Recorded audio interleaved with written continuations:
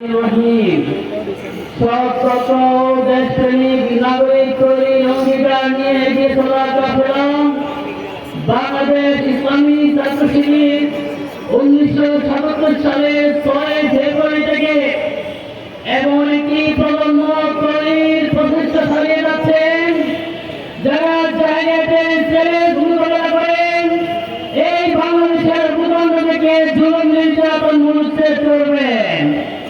এমন একটি প্রজন্ম তৈরির প্রচেষ্টা চালিয়ে যাচ্ছেন যারা বৈষম্য দূর করে ইনসাফ প্রতিষ্ঠা করবেন, মানবিক মর্যাদা ও সামাজিক সংস্কার প্রতিষ্ঠা করবেন।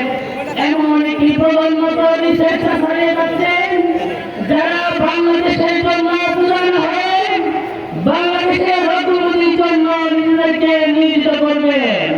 সংগ্রামের পরিস্থিতি কিন্তু বিগত 50 বছরের অধিক সময়ে আমরা লক্ষ্য করেছি যারা এই দেশকে পরিচালনা করেছে তাদের কেমন হয় বলে ধরেছে। আমরা এগিয়ে নিতে চাই, তারা পিছিয়ে নিতে চাই। ছোট্ট একটা পরিসংখ্যান চালিয়ে নিতে চাই।